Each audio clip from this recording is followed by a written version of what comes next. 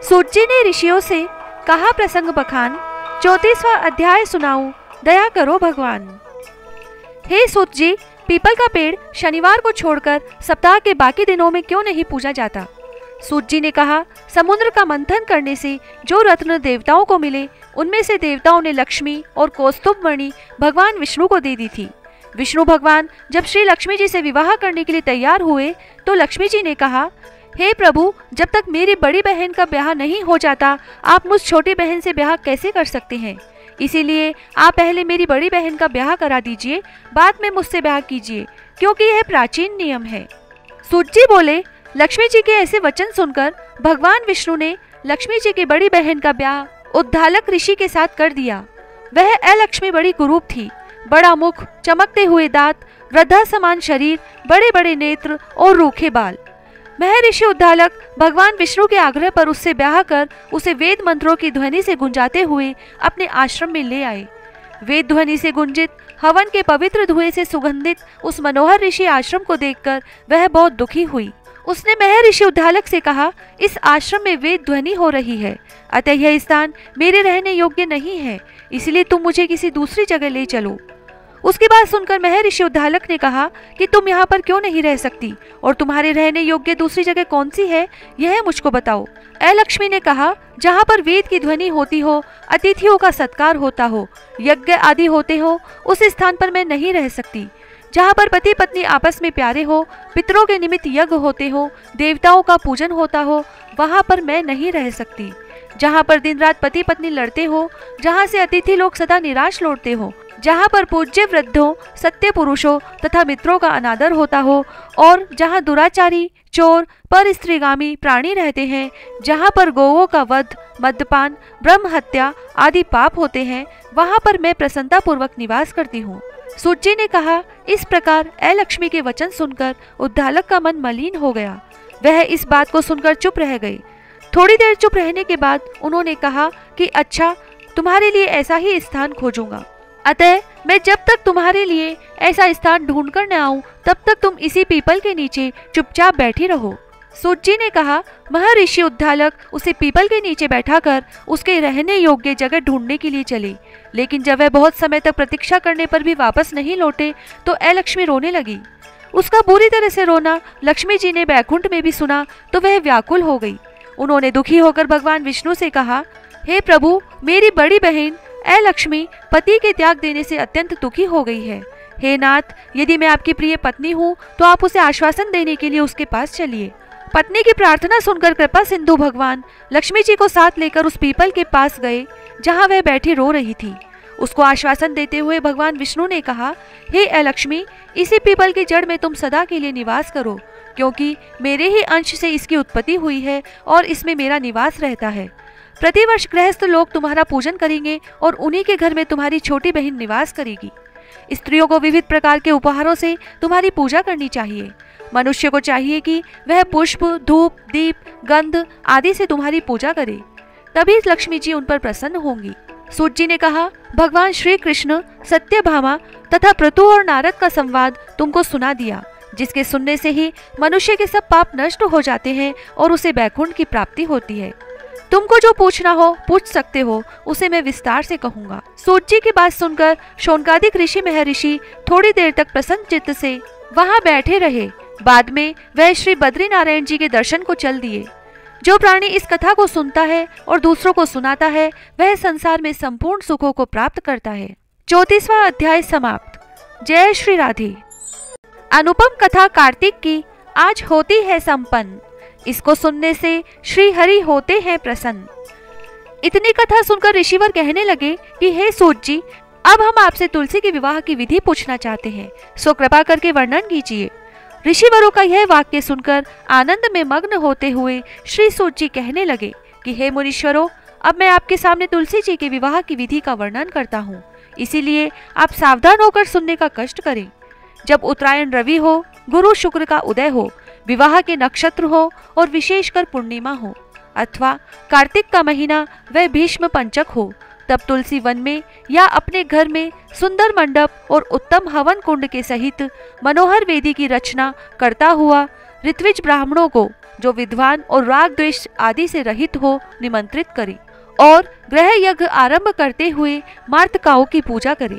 हे मुनीश्वरों, ऋत्विजों के उपस्थित हो जाने पर पहले नंदीमुख श्राद्ध करें, तत्पश्चात भगवान सालिग्राम बनाकर उनका विधि विधान से पूजन सामग्री से पूजा करें और तुलसी को उनके समर्पण करें। इस प्रकार विवाह विधि से तुलसी जी का पणि ग्रहण करने के बाद विधि पूर्वक होम करें। इसके बाद सपत्नीक यजमान भाई बंधु और सेवकों के साथ चारों ऋत्विजों के सहित विष्णु भगवान की प्रेम प्रदक्षिणा करता हुआ शांति पाठ और मंगल गान के साथ साथ आदि बाजे भी बजवाएं। हे मुनीश्वरों, ऐसा हो जाने के बाद यजमान को गोदान और शय्या दान करना चाहिए। ऋत्विजों को दक्षिणा देकर विप्र भोज और जाति भोज करना चाहिए। यह बताकर सूत जी कहने लगे, हे मुनीश्वरों, इस प्रकार जो मनुष्य श्रद्धा भक्ति युक्त होकर सत्य, शांति और संतोष को धारण करता है, विष्णु भगवान को तुलसी दल समर्पण करता है, वह समस्त पापों से रहित होकर संसार के सुखों को प्राप्त करता हुआ अंत में विष्णु लोक को प्राप्त होता है और इसमें कोई संशय नहीं है। हे मुनीश्वरों, जिस प्रकार से तुलसी जी के विवाह की विधि बताई गई है, उसी प्रकार से आंवला, शमी और पीपल के विवाह की विधि समझनी चाहिए। जय श्री राधे। कार्तिक महात्म्य समाप्त। कार्तिक की कहानी। दो सास बहुएं थी। कार्तिक मास आया तो सास बोली, मैं कार्तिक स्नान के लिए तीर्थ जाना चाहती हूँ। बहू बोली, मैं भी चलूंगी। सास बोली, तू अभी बहुत छोटी है, अभी मुझे जाने दे। सासू तीर्थ गई तो बहू कुमार के से 35 कुंडे ले आई। रोज एक कुंडा भर कर रखती। उधर गंगा में सासू जी की नथ गिर गई। बहू कुंडे में नहाती हुई बोली, सासू नहावे उंडे, मैं नहाऊं कुंडे। इतने में गंगा की धारा कुंडे में आ गई, साथ में सासू जी की नथ भी आ गई। बहू ने नथ पहचान ली और अपनी नाक में पहन ली। महीना पूरा हुआ, सासू जी आई, बहू सामे लेने लगी तो सास नथ देखकर बोली कि तू यह कहाँ से लाई? तो बहू बोली, यह तो मेरे कुंडे में गंगा की धारा के साथ आ गई। पर सास ने कुछ ध्यान नहीं दिया। फिर सास बोली कि मुझे ब्राह्मण भोज करना है। तो बहू बोली कि सासू जी, 2 ब्राह्मण मेरे भी जिमा दो, मैंने भी कार्तिक स्नान किया है। तब सास ने कहा कि तूने कहाँ कार्तिक स्नान किया? तो बहू बोली, ऊपर चलो, मैं आपको बताती हूँ। ऊपर गए तो देखा सारे कुंडे सोने के हो गए। बहू बोली, मैं रोज कुंडा भरकर रखती और सुबह जल्दी उठकर नहाती और उल्टा करके रख देती। तब सासू जी बोली कि बहू, तू तो बहुत भाग्यवान है जो साक्षात गंगा जी तेरे पास आई। तूने श्रद्धा और विश्वास से कार्तिक स्नान किया तो भगवान ने तुझे फल दिया। दोनों सास बहू ने धूमधाम से ब्राह्मण जिमाकर दक्षिणा देकर विदा किया। हे गंगा मैया, जैसे बहू पर कृपा की, उसको कार्तिक स्नान कराया, वैसे हम सबको कराना। तुलसा जी की कहानी। कार्तिक के महीने में सब कोई तुलसा माता को सींचने जाती। सब कोई तो सींच के आ जाती, पर एक बुढ़िया माई आती और तुलसा माता से रोजाना कहती, तुलसा माता सत की दाता, मैं बिड़ला सींचू तेरा, तू कर निस्तारा मेरा। तुलसा माता अड़ुआ दे, लडुआ दे, पीतांबर की धोती दे, मीठा मीठा ग्रास दे, बैकुंठ का वास दे, चटके की चाल दे, पटके की मोत दे, चंदन का काठ दे, झालर की झिनकार दे, साई का राज दे, दाल भात का जीमन दे, 11 का दिन दे, कृष्ण का कांधा दे। इतनी बात सुनकर तुलसा माता सूखने लगी। भगवान ने पूछा कि तुम्हारे पास तो इतनी औरतें आती हैं, तुम्हें जिमाती है, गाती है, तो भी तुम कैसे सूखने लगी? तुलसा माता ने कहा कि एक बुढ़िया माई आती है जो रोजाना इतनी बात कहकर जाती है। मैं और तो सब कुछ दे दूंगी, पर आप कृष्ण जी का कांधा कहाँ से दूंगी? थोड़े दिन बाद बुढ़िया माई मर गई। सब कोई उसको उठाने लगे, पर वह इतनी भारी हो गई कि उठे ही नहीं। सब कोई कहने लगे कि पाप घाट की माला फेरती थी जिससे इतनी भारी हो गई। भगवान बूढ़े ब्राह्मण का रूप धारण करके आए। सबसे पूछने लगे कि इतनी भीड़ क्यों हो रही है? सब बोले, एक बुढ़िया मर गई है, पापनी थी, इसीलिए किसी से नहीं उठती। तब भगवान बोले कि इसके कान में मुझे एक बात कहने दो तो यह उठ जाएगी। सब ने कहा, तू भी अपने मन की निकाल ले। भगवान ने जाकर उसके कान में कहा, बुढ़िया माई, तू बिड़ला सींचे मेरा, मैं करूँ निस्तारा तेरा। बुढ़िया माई अड़ुआ ले, गड़ुआ ले, पीतांबर की धोती ले, पटके की मोत ले, मीठा मीठा ग्रास ले, बैकुंठ का वास ले, चटके की चाल ले, चंदन का काठ ले, झालर की झिनकार ले, साई का राज ले, दाल भात का जीमन ले, कृष्ण का कांधा ले। इतना सुनते ही बुढ़िया माई हल्की हो गई। भगवान उसे कांधे पर ले गए और उसकी मुक्ति हो गई। हे तुलसा माता, जैसा उसकी मुक्ति करी ऐसा हमारी करियो, जैसा उसको कांधा दिया वैसे सबको दियो। विनायक जी की कहानी। एक बुढ़िया माई थी, वह मिट्टी के गणेश जी की पूजा करती थी। वह मिट्टी के गणेश जी रोज बनाती, रोज गल जाते। सामने एक सेठ का मकान बन रहा था तो वह वहां जाकर बोली कि पत्थर का गणेश बना दो। मिस्त्री बोले, जितने में हम तेरा पत्थर का गणेश गढ़ेंगे उतने में अपनी दीवार न चीनेंगे। बुढ़िया बोली कि राम करे तुम्हारी दीवार टेढ़ी हो जाए। अब उनकी दीवार टेढ़ी हो गई। वो बनावे और ढा देवे, बनावे और ढा देवे। इस तरह करते करते शाम हो गई। शाम को सेठ आया और उसने कहा, आज कुछ भी काम नहीं किया। तो मिस्त्री कहने लगे कि एक बुढ़िया आई थी, वो कह रही थी कि मेरा पत्थर का गणेश गढ़ दो। हमने नहीं गढ़ा तो उसने कहा कि तुम्हारी दीवार टेढ़ी हो जाए, जब से दीवार सीधी ही नहीं बन रही। सेठ ने बुढ़िया को बुलवाया और कहा कि हम तुझे सोने का गणेश मढ़ देंगे, हमारी दीवार सीधी कर दो। सेठ ने बुढ़िया को सोने का गणेश मंडवा दिया और सेठ जी की दीवार सीधी हो गई। हे विनायक जी महाराज, जैसे सेठ की दीवार सीधी करी वैसे सबकी करना। कहता न सुनता न हुकारा भरता ने सारे परिवार की रक्षा करना। हे कार्तिक महाराज, सबकी मनोकामनाएं पूरी करना, सबकी रक्षा करना। जय श्री राधे। लपसी तपसी की कहानी। एक लपसी था, एक तपसी था। तपसी तो भगवान की तपस्या करता। लपसी रोजाना 1.25 सेर का हलवा बनाकर भगवान को भोग लगाकर टाली हिलाकर जीम लेता। एक दिन दोनों में झगड़ा हो गया। लपसी बोला मैं बड़ा, तपसी बोला मैं बड़ा, क्योंकि मैं भगवान की तपस्या करता हूँ। नारद जी बोले कि तुम्हारा फैसला मैं करूंगा। दूसरे दिन तपसी नहाकर आने लगा तो नारद जी ने 1.25 करोड़ का मुंदड़ा तपसी के आगे गिरा दिया। उसने आंख खोलकर देखा तो मुंदड़ा पड़ा था। उसने उठाकर पैर के नीचे दबा लिया और तपस्या करने लगा। उधर लपसी ने 1.25 सेर का हलवा बनाकर भगवान को भोग लगाकर टाली हिलाकर जीम लिया। इतने में नारद जी आए और दोनों को अपने पास बैठाया। दोनों पूछने लगे कि कौन बड़ा है। नारद जी ने तपसी से कहा कि अपना पांव हटा। पांव हटाते ही मुंदड़ा निकला। तब नारद जी बोले कि मुंदड़ा चुराने से तेरी तपस्या भंग हो गई है, इसीलिए लपसी बड़ा है। तपसी कहने लगा कि मुझे मेरी तपस्या का फल कैसे मिलेगा। नारद जी बोले कि तेरी तपस्या का फल कार्तिक नहाने वाली देंगी। सब कहानी कहकर तेरी कहानी नहीं कहेंगी तो कार्तिक का फल तुझे हो जाएगा।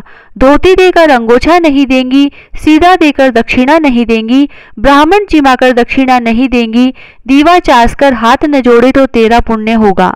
कपड़ा देके बटन न लगावे, दाहिने हाथ नाड़ा बांधे तो सबका फल तुम्हें हो जाएगा। और इतना कहकर नारद जी चले गए। लपसी को फल लपसी ने हो जो, तपसी को फल तपसी ने हो जो, माँ की कथा कहानी को फल माँ ने हो जो। पीपल पतवारी की कहानी।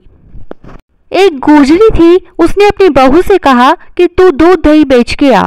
वह बेचने गई तो रास्ते में औरतें पीपल पतवारी सींच रही थी। उनको सींचता देखकर बहू ने पूछा कि तुम यह क्या कर रही हो।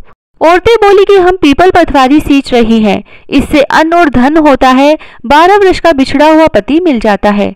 बहू बोली ऐसी बात है तो तुम तो पानी से सींचती हो, मैं तो दूध से सींचूंगी। अब तो गुजरी बहू रोजाना दूध दही बेचने ही नहीं जाती, वह रोजाना दूध तो पीपल में और दही पतवारी में सींचती। सास दूध दही का दाम मांगती तो कह देती कि महीना पूरा हो जाने पर दे दूंगी। कार्तिक का महीना पूरा हो गया, पूनम का दिन आया। बहू पीपल पतवारी के पास जाकर बैठ गई। पतवारी ने पूछा कि तू मेरे पास क्यों बैठ गई। तब बहू बोली कि सासू दूध दही का दाम मांगेगी। पीपल पतवारी बोली कि मेरे पास क्या दाम रखा है, ये भरा डिंडा पान पतुरा है, इसको ले जा।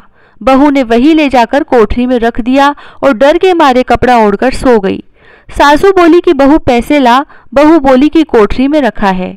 सासू ने कोठरी खोल के देखी तो हीरा मोती जगमगा रहे हैं। सासू बोली कि बहू इतना धन कहाँ से लाई। बहू ने आकर देखा तो सच्ची में ही धन भरा हुआ है। बहू ने सासू को सारी बात बता दी। सास ने कहा कि अब की कार्तिक में मैं भी पतवारी सींचूंगी। कार्तिक आया, सास दूध दही तो बेचकर आ जाती और हांडी धोकर पीपल पतवारी में चढ़ा देती। आकर बहू से कहती कि मेरे से दाम मांग। तब बहू कहती सासू जी कोई बहू भी दाम मांगती है क्या, पर सासू कहती कि तू मांग। बहू बोली कि सासू जी पैसे लाओ, तो वह पीपल पतवारी के पास जाकर बैठ गई। पीपल पतवारी ने सासू को भी पान पतूरा भरा डिंडा दे दिया। उसने वही ले जाकर कोठरी में रख दिया। बहू ने खोलकर देखा तो उसमें कीड़े मकोड़े बिलबिला रहे हैं। बहू ने कहा, सासू जी यह क्या है? तब सास ने आकर देखा और बोलने लगी कि पीपल पटवारी तो बड़ी दोगली पटपीटन है, इसको तो धन दिया और मुझको कीड़ा मकोड़ा दिया।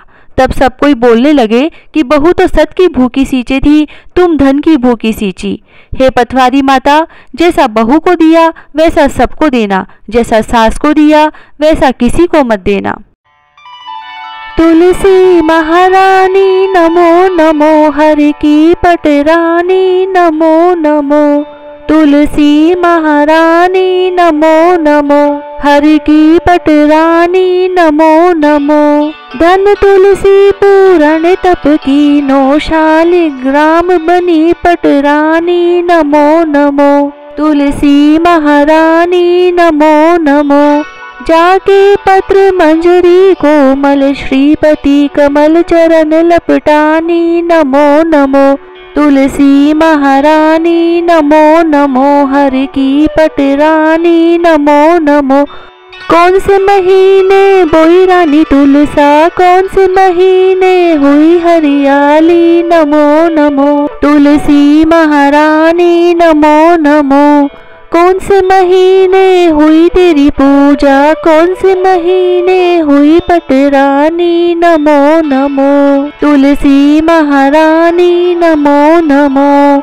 आषाढ़ मास बोई रानी तुलसा, सावन मास हुई हरियाली नमो नमो। तुलसी महारानी नमो नमो। कार्तिक मास में हुई तेरी पूजा, मंगसिर मास हुई पटरानी नमो नमो। तुलसी महारानी नमो नमो। धूप दीप नैवेद्य आरती, पुष्पन की वर्षा बरसानी नमो नमो। तुलसी महारानी नमो नमो। 56 भोग 3600 व्यंजन, बिन तुलसा हरि एक न मानी नमो नमो।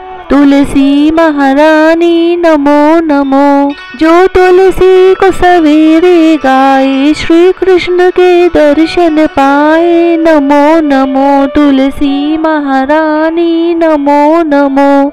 जो तुलसी को दोपहर में गाए, खीर खांड का भोग लगाए नमो नमो। तुलसी महारानी नमो नमो।